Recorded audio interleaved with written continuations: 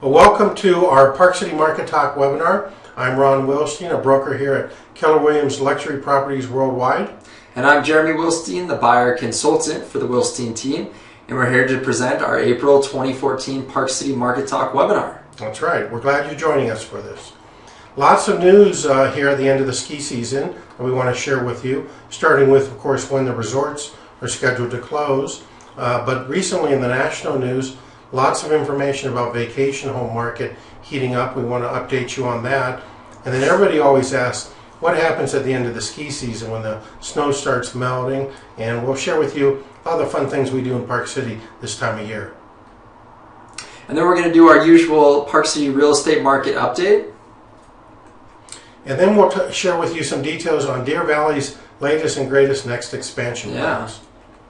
And then talk about ONE Wasatch, which is an interconnected mountain resort experience. So if you haven't heard about it, stay tuned. It's some interesting stuff. Yeah, pretty exciting. Well, we have a lot of fun as the snow melts and as we get ready for the warmer weather.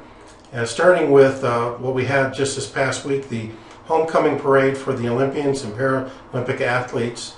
We, of course, did very well, residents from Park City. I posted here on the screen our medalists from our own community here, but there were many, many more athletes, and we had a great parade. It was actually snowing that day. Lots of fun, and what a gas. Yeah. And then the Canyons had their annual pond skimming contest, which was a lot of fun. You can see, well, the German down there with the beer in his hand. That's my friend David. So that's what the locals do when it's snow starts melting. We start skiing on the ponds instead. Yeah. And then, of course, there's the Park City Follies. This is a really fun time in Park City. The end of the ski season, everybody's unwinding, and it's the it's the time that the city sort of makes fun of itself and the experiences going on. Jeremy is a repeat performer in this. Anything you want to say about this? It's been a great show. We just finished our first weekend, and tonight's the start of our second weekend. Sold out before the show even started. And this year, it's an epic Follies, and it's When the Valians Attack Park City. That's right. Mountain Resort. So yes, it has to do with the Talisker and Park City Mountain Resort with the lease agreement. So that's right. So a lot of fun, and I haven't seen it yet. I can't wait. That's this week for Mom and Dad. Yep. But let's not forget, we still have some snow, and we have spring skiing with or without clothes, as the pictures suggest. So whether you got your skis or your boards, be sure to head out there. We actually have had some pretty good powder skiing about a week ago. Yeah. So these are the upcoming resort closings. Canyons and Deer Valley are closing this weekend, Sunday, April 13th. PCMR is going to try to make it to the 20th. I think they might do it. That's right. But it's been pretty warm. It has been. We're getting the shorts out these days. So we'll see. All right. So let's move on to the national news. CNBC, on their realty check, recently gave a report on the growing sales of second homes and rental properties across the country. And we're just going to play a quick minute snippet of their presentation on TV. They are unwrapping the boats, and I swear there are some cherry blossoms coming out. Spring is finally here, summer vacation not far around the corner, and that has folks thinking about vacation home sales and rentals. Now, last year, we saw a big jump in vacation home sales, up 30% from 2012, and they made up 13% of all home sales. That is the highest share since the peak in 2006, although we are still 1/3 off that peak. Now, all that activity bumped prices of vacation homes up 12.5% year over year. Of course, 38% of all the buyers were all cash. So sales of vacation homes, of course, translate into more vacation rentals. And I talked to the VP of Home Away, a vacation rental site. John Gray said more than half of their vacation homeowners say they are already booked up for at least half of the summer, so you better get moving. Interestingly, he says vacation homeowners are getting younger. They're taking advantage of today's lower prices and very low mortgage rates. They're buying to rent for now, but he says they're renting for retirement. That is, they intend to use the homes later for their own retirement. We've got plenty more of the numbers online. online, realtycheck.cnbc.com. All right, so interesting to see what's happening across the country. We're just going to highlight a couple points that Diana mentioned in her report and a few that didn't make it in there. The housing crash, of course, had a big impact on vacation markets, but last year, 2013, saw a sizable recovery. And Dr. Yun, he's the chief economist, for the National Association of Realtors. He stated growth in the equity markets has greatly benefited high net worth households, thereby providing the wherewithal and confidence to purchase recreational property. So he's saying that the stock market has helped these high net worth households get their net higher and purchase some more real estate for recreation use. Mm-hmm. They love to diversify. When they've got the money, they will. Vacation home sales jumped nearly 30% last year from the year before, and it accounted for 13% of all transactions. That's across the country, mind you, and that is the highest market share since the very height of the market back in 2006. The increased activity pushed prices higher by 12.5% from the previous year. The vacation home market, vacation home buyers, they weren't not only in the market for pleasure, but both for financial return. 5% of the buyers last year had already resold their properties, and 9% plan to sell within a year. So sounds like people are getting out there, purchasing a vacation home, use it for a time being, or maybe they're planning to use it for longer, but they've had such a growth in their financial return that they're looking to sell and probably maybe do a 1031 exchange into their next property, or sell and take the profits. Yeah, and we actually reported 2 months ago on this very thing happening in Park City, where people have enjoyed such good appreciation, they're selling and buying up again just to cash in and set a higher basis point. 28% said they purchased to diversify their investments, so it's nice to see them add vacation homes into their portfolio. Many vacation homeowners are also seeking rental returns. 52% of vacation rental owners are booked already, with at least for half the summer. Granted, we're primarily a winter resort, but this is national news, and that's a good indicator of vacations. 84% of owners report this year's bookings are either the same or better than last year, and 21% have raised their rental rates. There's also a new trend among younger buyers. The typical vacation home buyer is 43 years old. Many are renting now and plan to retire in the property later. Now, when we shift that national viewpoint to Park City, what we see is it's very consistent that now is a good time to buy. Property values are going up. Buyers should purchase now as opposed to waiting if they want to own Park City. There really isn't a benefit in waiting. You'll turn up paying more with where the market is right now. Our current supply of homes, condominiums, is very low, leaving fewer choices for today's buyers. Now, recently, Jeremy and Ed recorded a webinar on this specific topic, and we addressed it from the point of view that we're at the end of the ski season, but it's really the beginning, if we're not already in, the home buying season. And so if you're interested in buying, take a moment to go to BuyParkCityRealEstate.com/buy now, or the Wilstein team /buy now. Watch that presentation, and it'll give you some good information to help you make a decision. All right, now we're going to talk about the Park City real estate market. More specifically, I should say, we've been talking about it. Yep. There's 1,397 sales in Park City over the past 12 months, and that, of course, is homes, condominiums, and vacant land, all brokerages combined. That's up 12%, or 152 sales. And when we break it down, we see that with the home market, it rose by 7%, from 531 sales to 569. The condos climbed 15% in terms of the number of sales, from 539 all the way up to 621. And then lots saw the greatest increase in number of transactions, 18%, with 207 this past 12-month period compared to 175 closed sales the year before. And then this graph shows a comparison of home sales. Inside the Park City limits, we were up 5%, from 178 sales to 187. In the Snyderville Basin, we were up 8%, up from 353 to 382 sales. And when we turn to condominiums, we see a 10% increase from 333 sales up to 366 within the city limits. And then if we go out into the county, it's even a higher increase in the activity, up 24%.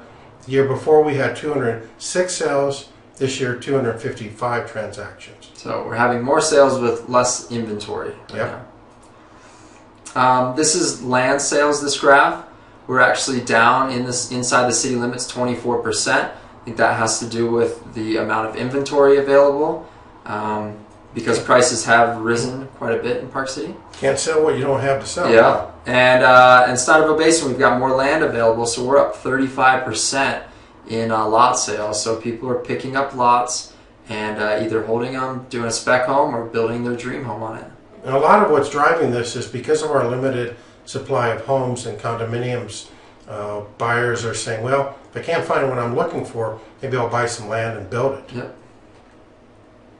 Average time on market for closed home sales, we're selling homes 39 days faster on average, mind you. Some neighborhoods are significantly faster than 114 days. But great to see over a month faster sales. That's right. Now everybody wants to know about prices, so let's talk about that for a little bit.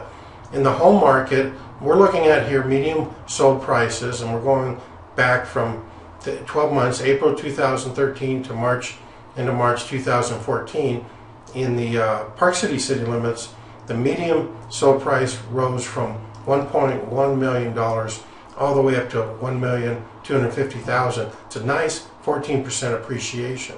Wow. Snyderville Basin saw an increase of 11% from $642,500 to $713,000. And then taking a look at condominiums sold prices, inside the city limits we are down less than 1%, so pretty much flat on pricing of condominiums. In Snyderville Basin we're up 24%, up from $270,750 up to $335,000. So Snyderville Basin has been recovering well. Park City's waiting for that jump. Yep. And then when we look at land, we're seeing, well, we also saw with the number of transactions, 31% increase in valuation in the city, $515,000 being the medium sold price, climbed to $677,000. That's a nice jump. Go out to Snyderville Basin, almost the same thing, 30%. From $239,000 all the way up to $310,000. So land is finally coming into its own, and if you have land, this might be the time to sell it if you've been holding off. All right, so our next topic, we're going to talk about Deer Valley's Mayflower expansion.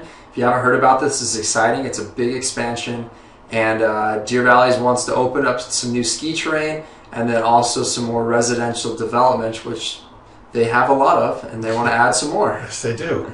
So imagine this, an extra almost 1,000 acres of skiing terrain and residential development. This is taking place from the bottom of the Mayflower lift heading toward US Highway 40.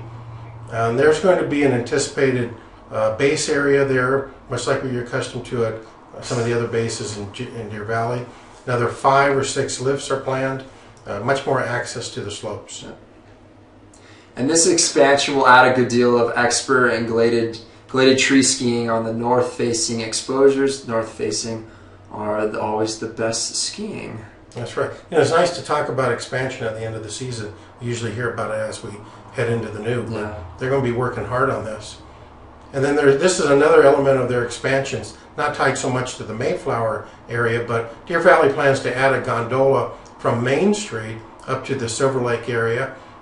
That would be exciting. Yeah. Certainly mitigates some of the parking issues and add to the guest experience, but how about catching the gondola Main Street to Deer Valley? Think about the values of Old Town properties. Now, Old Town properties, it was once more of a Park City Mountain Resort skiing, but maybe a short walk and you're skiing Deer Valley. So I would expect to see Old Town jump if and when this is slated to put in. That's right. It could be a game changer of a sort.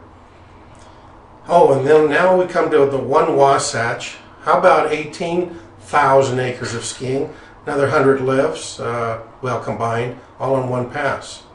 Tell us about it, Jeremy. So the ONE Wasatch is pretty incredible. They've been talking about this interconnect for a long time now, but they've really been hitting the press hard with interconnecting all 7 resorts. So really you could ski from all Canyons, Park City, Deer Valley, and then ski over to Brighton Solitude, and then even make it over to Snowbird and Alta, which, I don't know, out of those 7 resorts, I think 5 or 6 of them are consistently ranked to the top 10 resorts in North America. So pretty much the best skiing in the country. Yep, for sure. What I like about this program too is that not only is it interconnecting you to many resorts all on the same day, but it recognizes the watershed protection and the backcountry ski terrain preservation, key elements, and that's been why this has taken so long. They didn't want to chop up the backcountry. They wanted to do this right if they were going to do it. Yeah, if you remember Ski Link from a couple of years ago or a year ago that Talisker, who owns the Canyons Resort, was trying to implement, there was really a lot of pushback because it was going to take away a lot of backcountry ski terrain. This ONE Wasatch is actually preserving a lot of that backcountry ski terrain. So we'll just see how everything shakes out. So between Deer Valley's expansion and this, there's lots of good skiing and boarding coming up. You could ski for a whole season. Exactly, without repeating the run, maybe. Yeah. These are the resorts, and Jeremy mentioned this already. Of course, our local Park City resorts, Deer Valley, the Park City Mountain Resort and Canyons, and then add in Brighton, Solitude, Alta, and Snowbird. Let's show you a quick map, and we'll get out of the way so you can see this. Here you can see the whole picture, and whip out that trail map. Where should we go now? So this is the whole Wasatch front and back, the Wasatch Mountain Range. You can see the blue circles with the circle around it as well. Those are the potential connection points. So really not big connection points. Most of these resorts butt up to each other. So it's not too many lifts they have to add. So I think, I don't know, we'll have to see, but it's kind of exciting, and it'd be great to be able to ski all these resorts on one pass. Should be good to see. Yep. We just want to point you to their website, ONEWasatch.com. This is the home page, but lots of real good information there. And check it out. It's really pretty exciting to look at. We're going to wrap up here, and in a moment we're going to actually play a video where representatives of all of the 7 resorts share kind of their thoughts on this project. So interesting to take a look at. As always, we want you to know that if you have any questions, you can contact us at any time. Our email addresses are up here, along with Ed and Dean, who are on today's webinar. But we're here to answer any of your questions. So we'll play that video and wrap up. We won't have any more to say, but enjoy it. And thank you for participating tonight. We'll get out of the way and let's watch.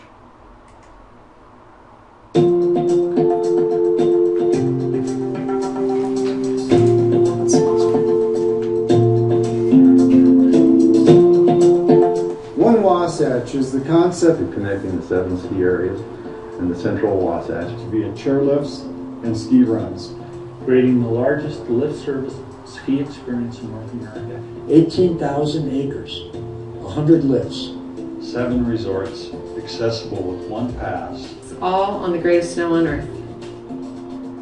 ONE Wasatch is a concept that's been thought about for a long time. It's connecting the 7 distinct ski areas in the central Wasatch. So that we can ski, it's a ski experience, ski from each resort, from here to Park City, from Canyons all the way to Deer Valley, from Park City over to Alta, Snowbird, through Brighton and Solitude. It connects all of us. But all of our boundaries are so close that ONE Wasatch will give us the opportunity to be connected by chairlift and aerial tramway, that it will be extremely easy to move from one resort to the other and enjoy all that all of the 7 resorts have all in one day if somebody would choose to do that. We have this opportunity to provide a bigger ski experience by connecting our resorts. We literally sit between some of the world's finest ski areas and the best ski canyons, I think, around the world. And for us to be able to have the opportunity to allow our customers and our skiers to transit between the various resorts is an amazing opportunity, much like Europe. I think what's great about the 7 different resorts that are all part of this is we each have our own unique personality, and the way we do things and the feel of each resort is very different. So you get to experience, you could experience all 7 of those resorts in one day if that's what you chose to do. Or you could do 3, you could do 4. You can, kind of create your own plan for the day or for the week. You can start and have breakfast at Snowbird and come over here and have dinner on Main Street. The concept for connecting the resorts has been around for, 40 years or more. Those of us that have been in the industry for years have always felt that the ski areas would naturally grow together. And they have in many cases. For instance, Alta and Snowbird today are connected, Brighton and Solitude are connected. Park City and Deer Valley share a common border.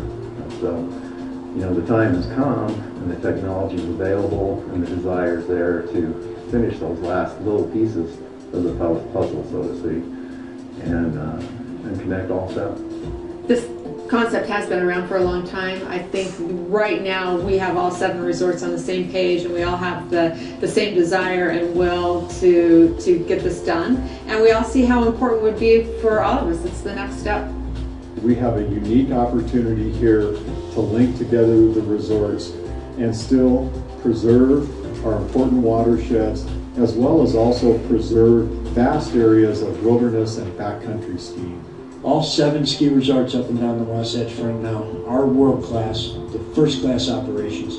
All of them have their own personality, and that their individual personalities will not be compromised. Being linked up with Alta hasn't changed Snowbird's character any, and vice versa. The environmental assessments that have happened and that will happen are of the utmost concern. And so far we have seen absolutely no indication about degradation of watershed or any other environmental concern. In my opinion, ONE Wasatch wouldn't have a negative impact on water quality or the environment. In fact, ski areas over the last 70+ years have had a positive impact on water quality. And of course, with ONE Wasatch or anything we do, there'd have to be environmental studies done and performed before anything was ever built. I think ONE Wasatch will definitely bring more visitors to our state to enjoy the greatest snow on earth. And by accommodating those visitors as much as possible, by being able to move them between resorts by lifts, will be very important and be an advantage in keeping them off our roads. I think it would be an incredible draw. It would be a ski experience that no other region in North America could offer. Yeah, I mean, the concept, just the idea for our visitors to be able to come and ski all resorts on one day, it just really resonates worldwide with tourists and our destination guests.